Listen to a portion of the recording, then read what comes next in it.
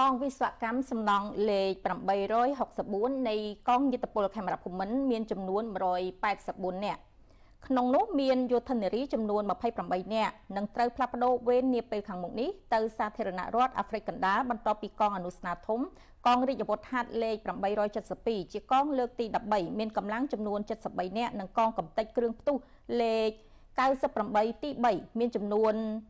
98នាក់បានបញ្ចប់បេសកកម្មនិងធ្វើមាតុភូមិនិវត្តន៍ពិធីទទួលដំណើរមាតុភូមិនិវត្តន៍កងរាជអាវុធហត្ថលេខ872និងកងកម្ទេចគ្រឿងផ្ទុះលេខ98ទី3បញ្ចប់បេសកកម្មរក្សាសន្តិភាពអង្គការសហប្រជាជាតិនៅសាធារណរដ្ឋស៊ូដង់ខាងត្បូងនិងសាធារណរដ្ឋអាហ្វ្រិកកណ្ដាលនិងជូនដំណើរកងវិស្វកម្មលេខ864ចេញបំពេញបេសកកម្មរក្សាសន្តិភាពអង្គការសហប្រជាជាតិនៅសាធារណរដ្ឋអាហ្វ្រិកកណ្ដាលត្រូវបានប្រារព្ធឡើងនៅទីស្តីការក្រសួងការពារជាតិនៅព្រឹកថ្ងៃទី26ខែសីហាឆ្នាំ2026នេះក្រោមវត្តមានជាគណៈអធិបតីឯកឧត្តមនាយឧត្តមសេនីយ៍ទាសីហាឧបនាយករដ្ឋមន្ត្រីក្រសួងការពារជាតិនិងលោកជំទាវវ្លាដាន់កាអាន់ដ្រេវ៉ាអ្នកសម្របសម្រួលអង្គការសហប្រជាជាតិប្រចាំព្រះរាជាណាចក្រកម្ពុជាឯកឧត្តមសេនីយ៍តូសែមរតនាអនុប្រធានទី1គណៈកម្មាធិការជាតិនិងជាអគ្គនាយកស្ដីទីមជ្ឈមណ្ឌលជាតិរក្សាសន្តិភាពបានឲ្យដឹងថារយៈពេល20ឆ្នាំកម្ពុជាបានបញ្ជូនកម្លាំងចូលរួមក្នុងបេសកកម្មក្រមឆ័ត្រអង្គការសហប្រជាជាតិសរុបចំនួន1726នាក់នៅក្នុងនោះមាននារីចំនួន1052នាក់បានចេញបំពេញបេសកកម្មចំនួន12ក្នុងប្រទេសចំនួន10មានជាអាចសាធារណរដ្ឋស៊ូដ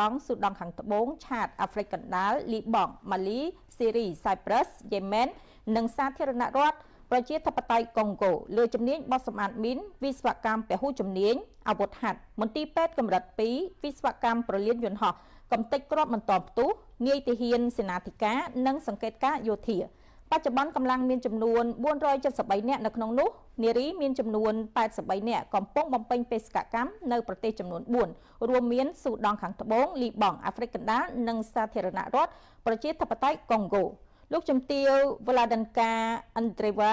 អ្នកសម្របសម្រួលអង្គការសហប្រជាជាតិមានប្រសាសន៍ថាអង្គការសហប្រជាជាតិសូមស្វាគមន៍យ៉ាងកក់ក្ដៅនិងកោតសរសើរយ៉ាងខ្លាំងចំពោះការបដិញ្ញាចិត្តរបស់កងកម្លាំងកម្ពុជាក្នុងការបំពេញបេសកកម្មក្រមឆ័ត្រសន្តិភាពរបស់អង្គការសហប្រជាជាតិមុខខៀវលោកជំទាវមានជំនឿយ៉ាងមុតមមថាកងកម្លាំងរក្សាសន្តិភាពកម្ពុជានឹងជំនះរាល់បញ្ហាប្រឈមនានាដោយភាពក្លាហាននិងការតាំងចិត្តខ្ពស់ដោយរក្សាបាននូវកេរ្តិ៍ឈ្មោះដ៏ល្អរបស់កងកម្លាំងរក្សាសន្តិភាពកម្ពុជាជំនាន់មុននិងនាំមកនូវកិត្តិយសជូនទាំងអង្គភាពជាពិសេសបំផុតបានវិលត្រឡប់ទៅជួបជុំក្រុមគ្រួសារព្រមទាំងមនុស្សជាទីស្រឡាញ់វិញដោយសុវត្ថិភាពឯកឧត្តមនាយឧត្តមសេនីយ៍ទាសីហាបានមានប្រសាសន៍ថាក្នុងរយៈពេល72ទសវត្សរ៍មកនេះកម្ពុជាបានបង្ហាញការបដិញ្ញាចិត្តយ៉ាងមុតមាំក្នុងការចូលរួមរក្សាសន្តិភាពនិងសន្តិសុខអន្តរជាតិតាមរយៈការចូលរួមយ៉ាងសកម្មក្នុងបេសកកម្មរក្សាសន្តិភាពរបស់អង្គការសហប្រជាជាតិការបដិញ្ញាចិត្តនេះមិនត្រឹមតែឆ្លុះបញ្ចាំងពីគោលនយោបាយ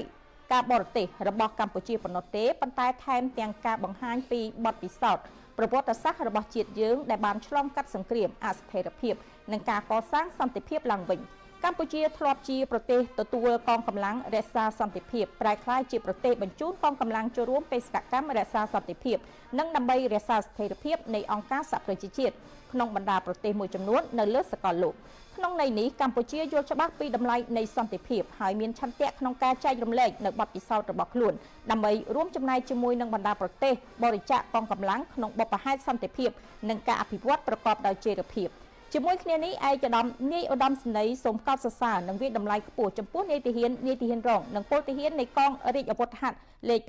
872និងកងកម្ទេចគ្រឿងផ្ទុះលេខ98ទី3ដែលបានចូលរួមវឹកវើបង្កើនសមត្ថភាពនិងកសាងសមិទ្ធផលយ៉ាងច្រើនជូនកងយុទ្ធពលខេមរភូមិន្ទដើម្បីរួមចំណែកក្នុងការលើកកម្ពស់កិត្យានុភាពកម្ពុជាលើឆាកអន្តរជាតិជាពិសេសចំនួនកងកម្លាំងជានារីមានជិត